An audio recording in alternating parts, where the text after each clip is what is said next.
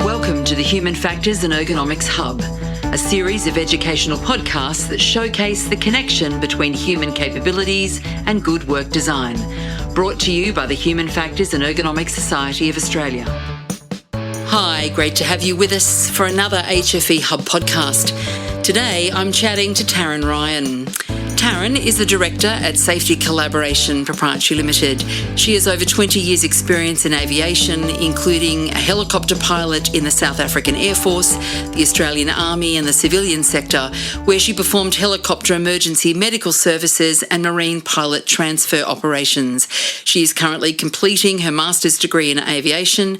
She holds an Australian commercial pilot's licence and is completing her master's degree in aviation, specialising in human factors, a field that she is passionate about.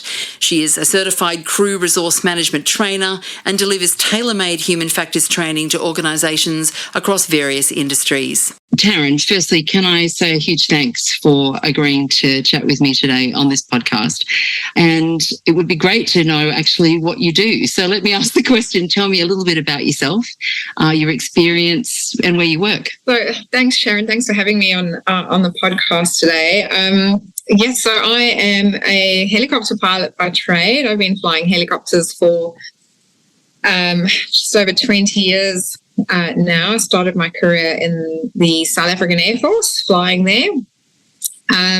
Left that, did a little bit of civilian flying in South Africa before we moved over to Australia, where I was recruited by the Australian Army to come fly MRH 90 over here. And yeah, we've been in Australia ever since. And I now fly I'm a contract pilot now, flying in Queensland, doing offshore marine pilot transfer, and I also do consulting in the human factors and safety management sort of space. So that's what I'm doing at the moment, a little bit different to flying helicopters.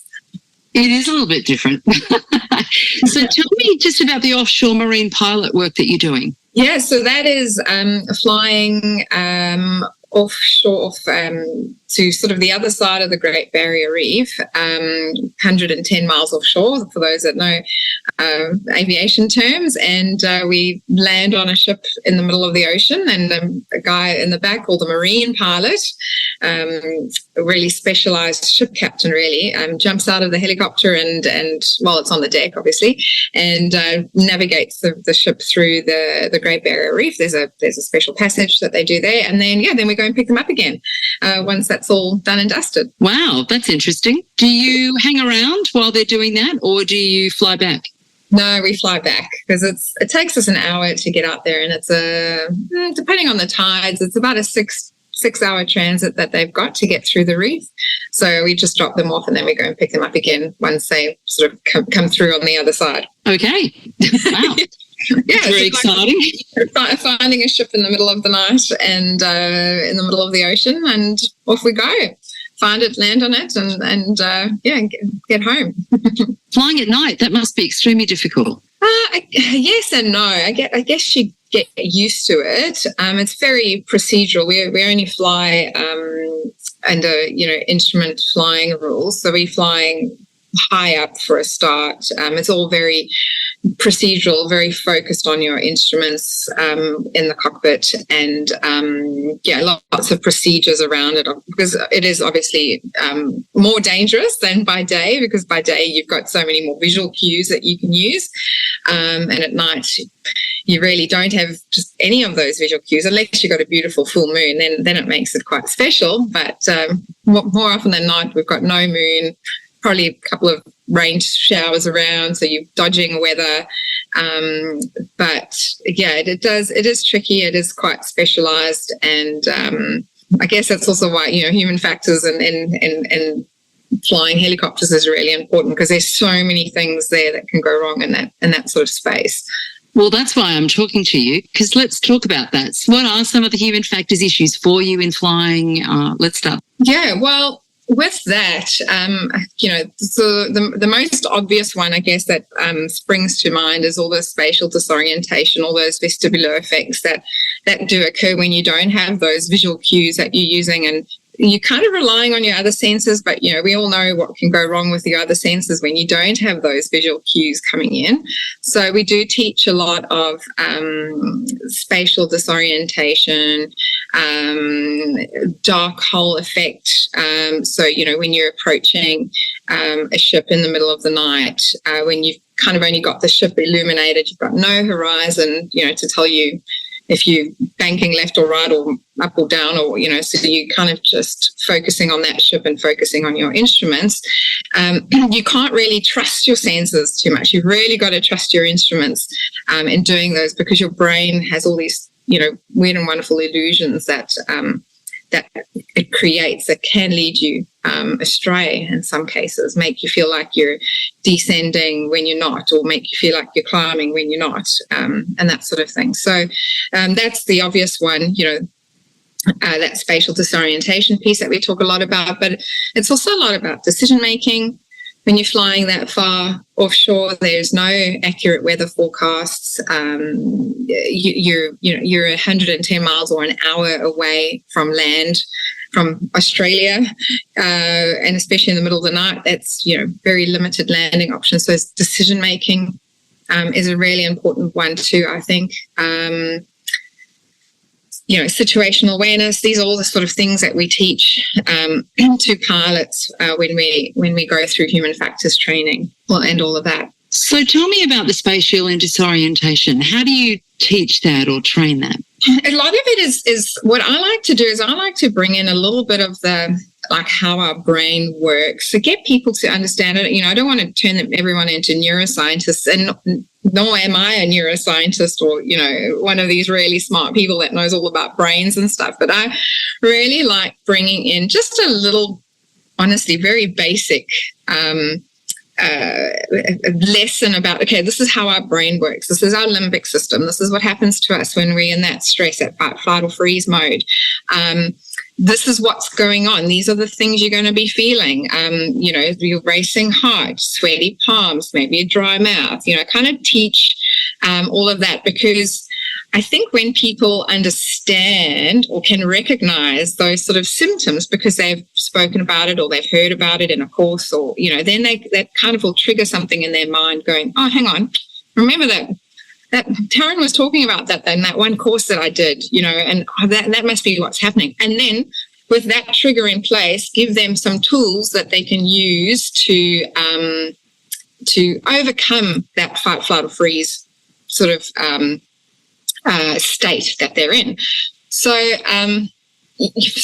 that's kind of how I like to start teaching about spatial disorientation. This is what your brain's doing. This is how you think, because you're obviously in a very heightened state in that situation, and creating that awareness, and so that when we've got pilots, on approach to a vessel in the middle of the night in bad weather, no visible visual cues, relying on instruments, teaching them that, okay, this is the dangerous part, guys and girls. This is where you really need to focus on those instruments and check yourself all the time. Be very aware of what you are experiencing and making sure that you are not being led astray by that it's, that it's confirmed with what your instruments are telling you. Understanding how your brain works, so being able to calm yourself down, because you do get that bit of a racy heart, especially when it's bad weather and, there's just layer after layer of complexity added onto it.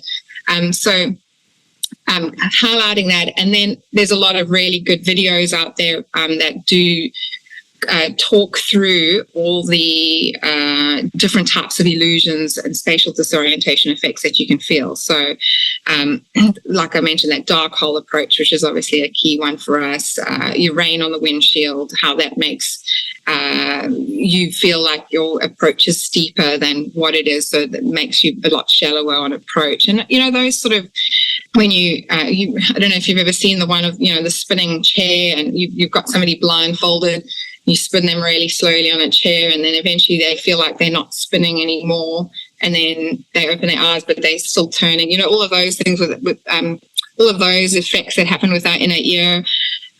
There's a lot of really good resources out there that we can show if we're doing it virtually. Otherwise, we just actually put them through it, put them on a little chair and spin them around and, just show them what we're talking about. Those are generally the best ways, I think, to kind of just show or demonstrate that whole spatial disorientation without having access to all sorts of fancy contraptions like they've got in the military and that really do demonstrate it. We're a bit limited outside of that. And I guess, I'm not a pilot, clearly, but for, flight syndrome that would happen, I'd be thinking of deep breathing exercises, but by then it might be too late. So do you teach that sort of thing as well? Yeah, absolutely.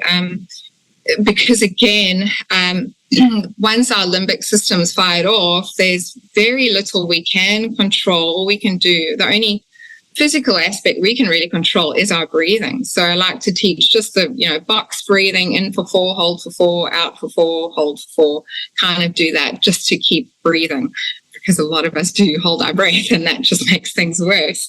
So I do try and teach breathing. Or I do teach breathing exercises, and then I also encourage people to do things like yoga and meditation and that sort of thing, which I think these days is actually becoming more and more popular to do. I think there's a lot more science and research out there backing up, especially mindfulness and, those things which have always been out there, but have kind of always, I think, been a bit, nobody's ever really looked into the actual benefits of them. And there's more and more research coming out about how they, how it is actually helping people deal with those critical moments or stressful situations they find themselves in, which, kicks off that part of your body that that fight, flight, or freeze. So, and being able to control that and get that under control, which is easier said than done, but, understanding it and then being able to have an action plan in place to control it in that situation, I think is quite key. So definitely breathing is one thing. Sitting on your hands, if you have the luxury of doing that for 5 seconds, is another one. Don't do anything, which in helicopters can't really do. I know the fixed wing aeroplane pilots generally get taught that, to just not do anything for a couple of seconds and then take a couple of breaths and then start reacting to the emergency or the situation. And those techniques really do work. And that leads nicely on to decision making, because decisions have to be made when things don't look right. So let's talk about that, maybe how you teach that, or what some of the decisions are for pilots, maybe as an example as well. I mean, just even as non-pilots, how many decisions do we make every single day? We make thousands of decisions. I think the difference is sometimes in aviation in particular, the decisions that you make could be the difference between life and death. So that's where that sort of risk factor comes in. And there's a couple of decision-making models out there that I like to use. I use a combination there's an aeronautical decision-making model and the naturalistic decision-making model, and there's a bit of a combination of the two that I kind of put together and normally teach that, because what that does is it really connects in a lot of the other subjects the other subjects that we teach in human factors. It brings in situational awareness. It brings in that stress reaction we've been talking about into decision making, and communication is obviously also a key part of making decisions. So I like the way it kind of almost cements all of the learning into one and makes it relevant. So, and that model it talks about assessing the situation as a first step, which seems like seems pretty obvious, but assessing it in terms of what? Okay, so how much time do I have to make this decision, and what is the risk involved? So if I don't have a lot of time, and the risk is pretty high, I need to make a snappy decision. And, the classic example of that is Sully landing on the Hudson in the US. We all know about that story. Classical example of he didn't have much time. you had a really high risk scenario with, a couple of hundred people on board, no engines working, and he made what we call a creative decision, because then there's also different types of decisions you can make. So, that's sort of the first step in any decision-making model, weighing up how much time, if you can, buy more time, buy yourself more time, have a look at the risk. How can I reduce the risk? Stepping through, selecting a course of action, making a decision, carrying out that decision, and then almost the most important part, reviewing that decision. How do we know that that course of action was effective? What can we, do I need to, because you continually need to assess the situation. So what else was that the right decision to make in the first place? Did that help? Has that improved my situation? Yes, no. Oh dear, no. All right, well, let's reassess. What have I missed? And you kind of work it on from there. So it sounds really complex, but when you start bringing in, and what we love to do in aviation is always talk about the case studies. I can run courses where I've got like 10 case studies in, and the feedback will guaranteed be, we need more case studies. And I'm just going, you're kidding. I need to talk about the theory at some stage, like, work with me here. But the case studies are really also what just brings that relevancy, that relatability, contextualizes it, and just hopefully cements it in people's brains and makes them understand how it applies to them in their particular situation. So, yeah. Are you able to share one of those case studies with us at all? Oh, there's so many. Sure. So what I like to do in particular, it depends on, I guess, the audience, who we're training, and I try to pull in a case study relevant to what they do. Because trust me, there's nothing worse than having, a group of helicopter pilots in front of you and you start talking about Boeing 737s and 747s and Airbus. That's the quickest way to lose people. So the first thing I do is I always try to find a case study that is relevant to that group. And, there's also differences like single pilot versus multi-crew aircraft. It doesn't help. I'm talking to like where I used to work, flying offshore. It was all single pilots. There was only you or me in the aircraft. No point in talking about a multi-crew case study, because we don't have that luxury of bouncing ideas off of people. So step one, find something relevant. So if you're flying on your own, let's talk about a case study when you're on your own, if you can think of one. There was and I ran this case study for our pilots in Melbourne that they actually used to do winching on and off the ship. So hoist or winch off the side of the helicopter, and the marine pilot would be in a strop, getting winched onto the ship. So there was I call it a great, but it's a not so great case study that occurred in the US in also a marine pilot transfer situation, also a winching transfer where they lost the crew, and the only difference was it was a 2-pilot operation, but they just didn't set themselves up correctly on the vessel in the first place with the wind, and the pilot that was flying, he ultimately lost sight of the ship. So it was at night, I think. Yeah, I'm pretty sure it was at night. Been a couple of years since I've done this one. But he lost visual of the ship, so he started pulling away from the vessel because he couldn't see it.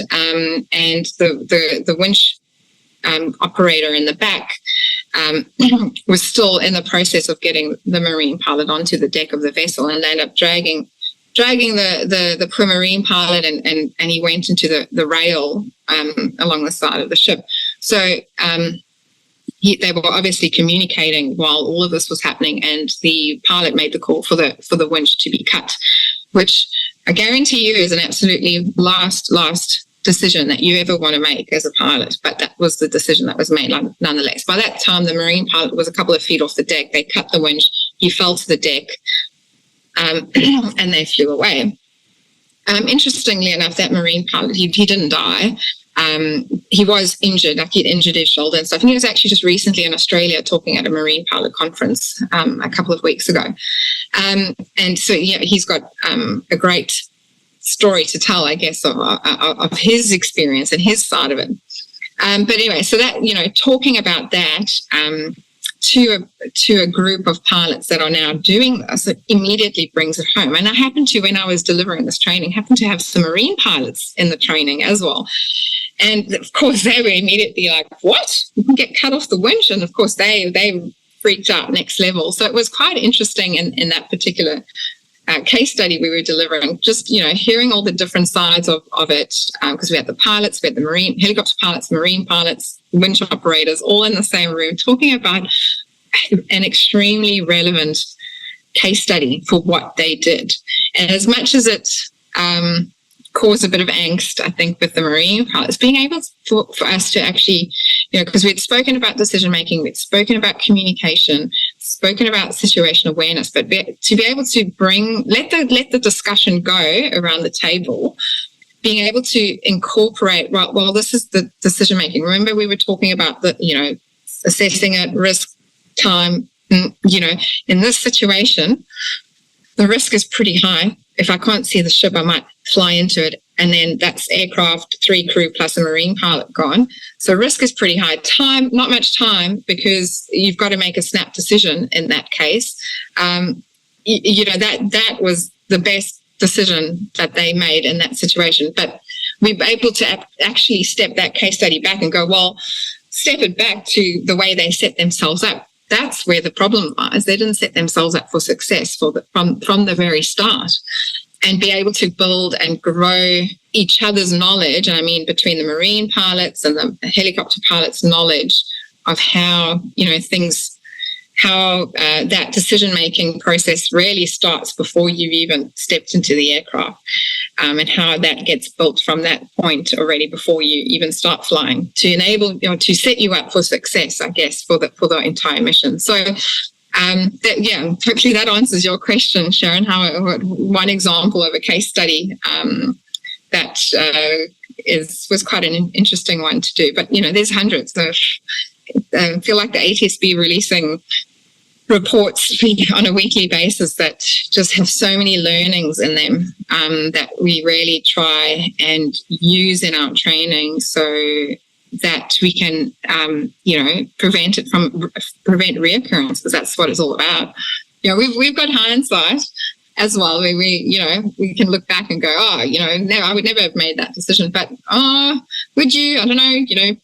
Put somebody in that same situation, you don't know what you would do, really. That's what they thought was the best decision, and that's what they did. But it's important that we learn from it. So, yeah. Yes, of course. Just a quick question. Could the winch operator see onto the deck of the ship? Yeah. So they can, because they're leaning out the door, so they can see and look. And he could obviously see what was going sort of wrong quite quickly. And I can't speak for their procedures. I know that where I was flying in South Africa, a very similar setup, also doing a lot of winching onto the ships and stuff. It was an aircraft captain decision to cut the winch. But that was based off of information, that the winch operator in the back was giving you, because they're the ones literally controlling, looking out the door, watching what's going on. So, again, that's why that communication piece is so important. There's just so much to it, really. And one lapse in judgment or communication or anything could really, result in a wrong decision being made. It's really key for crews to be really highly trained in all of these non-technical skills or human factors skills that we're talking about. Yes, I was going to literally sort of say that. So obviously you teach non-technical skills in this as well. So do you want to have a little bit of a chat about that? Yeah, so I like to think of, the regulator, the Civil Aviation Safety Authority have called it human factors training. We used to know it as cockpit resource management, then changed to crew resource management. And we've also got non-technical skills. So the military calls it non-technical skills. But I like to think of human factors in aviation as kind of the umbrella, the overarching umbrella, and then underneath that you have the the skill sets of non-technical skills, or CRM, whatever you want to call it. We both know that human factors is just so much more than what we do in aviation, which is primarily the non-technical skill side of it. But what I do like about calling it human factors is that we're not limiting ourselves to only the non-technical skill subjects or the crew resource management subjects that have typically been out there, especially these days, like bringing in that mental well-being, mental health side of things, which you don't find in a non-technical skill or CRM training course. I like to bring in resilience, teaching and training about that, because resilience, I think, is definitely something that a skill that people can work on and build. Bring in, like I mentioned before, a little bit of that little neuroscience piece, how our brain works, to understand that. Where if we really stick to the traditional CRM or NTS skill set, you don't always get room to play with those extra pieces that you can add on. So that's how I see it. I feel like calling it human factors isn't as prescriptive as what we'd call CRM or NTS. But it's all the same in the end, but just not as expanded as what human factors and the rest of industry is all about. However, resilience, which is, I'm sure, extremely important. Let's talk about that. How do you teach that, or what are what's the elevator pitch on that? Yeah, so it's something I recently started bringing in, and I'm probably going to have to quickly Google her name, to be honest. There's a great 10-minute TED Talk out there by a lady who's a neuroscientist in the States, and she has this phenomenal TED Talk where she talks about resilience, and she has like a PhD in resilience. She talks about resilience because she lost her daughter, and so she was doing a whole lot of research into what it meant to be resilient, and how to grow resilience, and she's done all of this study in it, and then suddenly this trauma hit her in her life, and all of a sudden she had to live through her research in a way. Like, she'd always been the researcher, but all of a sudden kind of the tables turned on her. And she, her TED Talk, Lucy Ryan, and her TED Talk is three secrets of resilient people. So through what she talks about in this TED Talk, and going through this whole experience with losing her daughter, and dealing with that trauma and that grief and all of that, and you working through the cycle that she's always researched about. Her three things are: first one is that bad shit happens to good people. So it's really pretty much what she says. Understanding that's what happens. Bad stuff is going to happen. We can make it break us. It can either break us or it can change us for the better. Bad shit happens to good people. Having a motivational phrase somewhere in your house, and this sounds like very airy-fairy, but just on the bathroom mirror, having a today's going to be a great day poster. Look at it, you think it, believe it. It's all linked to the power of positive thinking, and just starting off a day with positive thoughts. That's the second one. The other aspect of resilience that I find important is, again, a lot of people think it's something that's inherent, and I've sort of alluded to this already, that it's something that you're born with. But I really don't think it is. I think it's something that we can work on. And that's why I like her talk, because she it's very basic, but it's a very good way to start building on that resilience and shifting your mindset to believe that you are resilient and that you can be resilient, and that is something that you are able to achieve in your life. So, yeah, hopefully that makes sense a little bit about resilience. But that's what I try to bring in, because it is important, especially this was all through COVID and stuff. That's actually another piece that I like talking about, is we often show the graph, the stress graph, the typical bell curve, and focus on the one side of it where we have a lot of stress, a lot of flux, change, COVID, other traumatic events really can lead us to this path of anxiety and depression and trauma that we really struggle to overcome. But I think there's been a lot of research, especially through COVID, where we actually have this post-traumatic growth that we've seen. Like a lot of people that I guess maybe didn't realize it in themselves until it hit them, that they actually have this burst of resilience, I guess, for lack of a better word, where through losing their job, their livelihood, their everything, maybe even their identity, because, unfortunately, a lot of us we do use our career or our job as our identity. Losing all of that literally overnight through no fault of your own whatsoever, and then coming out on the other side of all of that, bigger, better, stronger for it. That post-traumatic growth, I think, is really interesting. And there's a lot of really interesting research that will hopefully start coming out about those people and being able to harness or capture what traits, tools, tricks, techniques, who knows what it is that those people have used to achieve that growth. So that in that way we are building resilience, that we can pull people out of landing up in that sort of depression, anxiety, trauma side of things, and hopefully rather equip them with tools and things that are being proven to work and see a growth, as opposed to that the complete opposite of that. So that's also highlighting that positivity and ways to grow, and that there are tools out there and great tools that people can use to work on that in themselves, I think is really important too. So that's a bit about the resilience piece.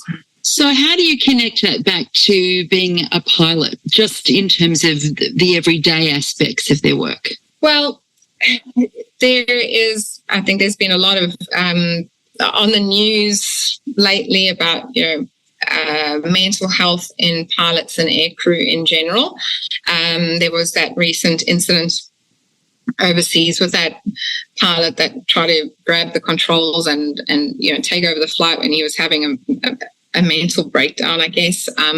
There's the German wings accident, which is one of the case studies that I use when we're talking mental health, although it's quite an extreme. There was a lot of other things going on, but the underlying principle was that pilot really didn't want to talk about his mental health issues to his aviation doctor because he was so scared of losing his medical.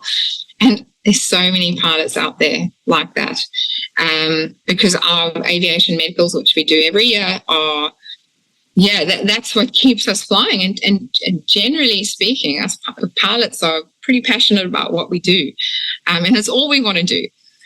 We kind of got this bug that we can't get rid of, So a lot of pilots have genuine fears because they don't want to lose their flying medicals, so they just don't talk about it. So there's been a big stigma about that, but I feel like we're slowly emerging out of that. What we do need is the regulator, CASA in Australia anyway, and around the world, the AESA, the UKCA, all of them, and there is big work going on at the moment. But we need to start talking about it, and we need to acknowledge and give pilots a safe space to talk about this too.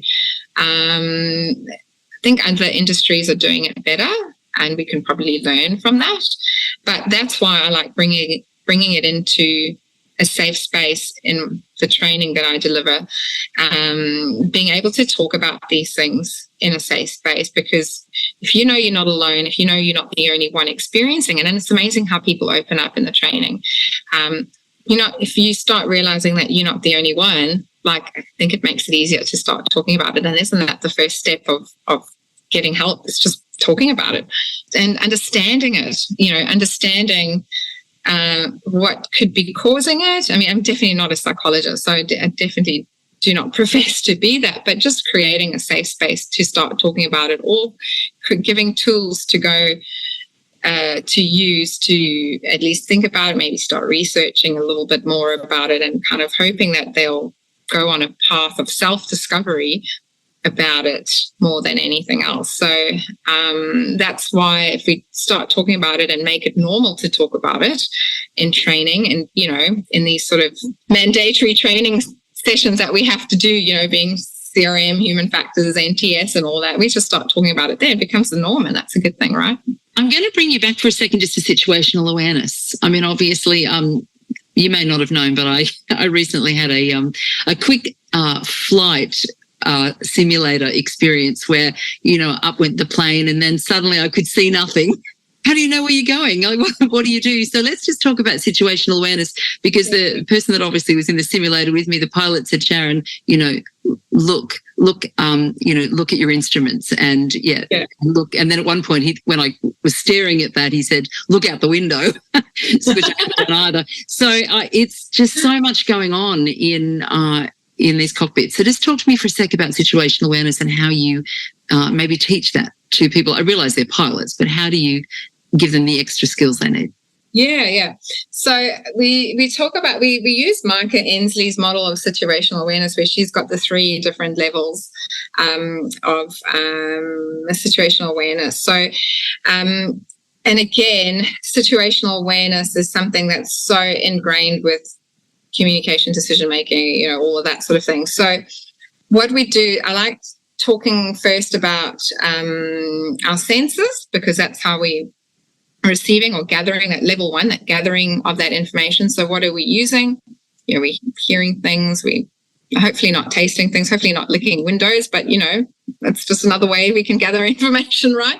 Maybe smell, sight, taste, touch, all of that. So that's how we're gathering all this information. And our brain, we do run through human information processing as well as part of the training. So knowing that our brain is kind of constantly filtering stuff we need, stuff we don't need, but how does it know what we need and what we don't need?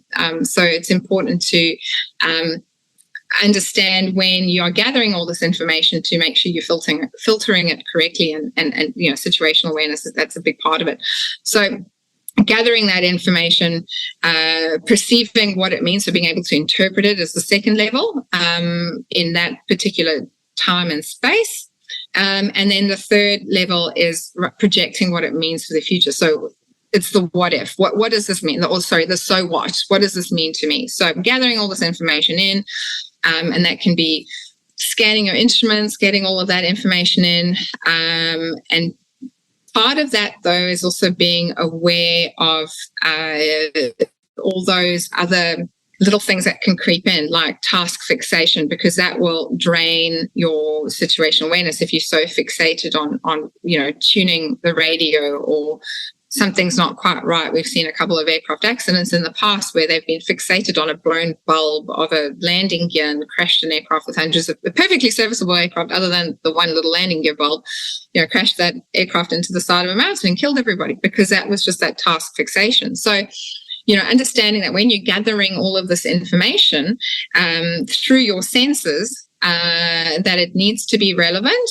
that you need to make sure your filter is working correctly, that you and if you think it's faulty, get help from something. So gather more information by talking to air traffic control, scanning your other instruments, talking to your co-pilot or your first officer or your captain or your cabin crew or your air crewman, or whoever it is you've got to help you or with you in the aircraft or outside of the aircraft, and then sort of working on those 3 levels. So I really feel, and I don't know if other people teach this, but I kind of feel like if that first level of situational awareness, that information gathering is faulty or flawed, that is already starting to set you up for problems further down the track. So to teach it is quite tricky. Again, I like bringing a case study in. So a case study I use is a helicopter, is another helicopter one, of a helicopter up in the Northern Territory that went out on a search and rescue, and it was just everything working against them because there was really poor visibility. It was at night. They were on night vision goggles. Poor visibility because of lots of fires in the area. If you've been up to Darwin, it's pretty flat, featureless terrain, which doesn't help you much at night. And they had an issue where they had a high rate of descent, which they didn't pick up until almost too late. The air crewman called that they caught it everyone was okay, flew back to base. But in that situation, think of it by day, there wouldn't be an issue because you've got all your senses working and that information gathering. There's so much more to help you. But now you've got 2 night vision goggles strapped to your eyes. The visibility is already not great. You're really task fixated, task saturated. Excuse me. And those are just really limiting that level 1 in those 3 levels of situational awareness. So you've got to work harder at gaining and maintaining your situational awareness in those things and be aware that, oh, hang on, this is really working against me. I need to be scanning faster outside and inside. I need to make sure that I'm not getting task fixated. I need to use my crew more or whatever the tool is that you need to use in that situation. So I like to teach a bit of that theory. I call them the fundamentals, and then bring that case study in over the top and go, right, well, this was level 1. Can see how the picture was starting to get a little bit flawed, and that resulted in that projection, not realizing the so what, not realizing what it meant. So how do we correct that level 1? How do we start at the beginning and set ourselves up for success from the start? And work through the training like that. I'm sure that your training sessions would go on for hours once you start talking. It's very hard to keep them in the allocated time frame that we got. I just love the subject so much. It's also sometimes I have to rein myself in. But and the whole point of the training too is not for me to just be the one doing all the talking. I've got about 10 PowerPoint slides. And that's about it. And it's more generating that discussion too. So it's a lot less talking from my side, which is good.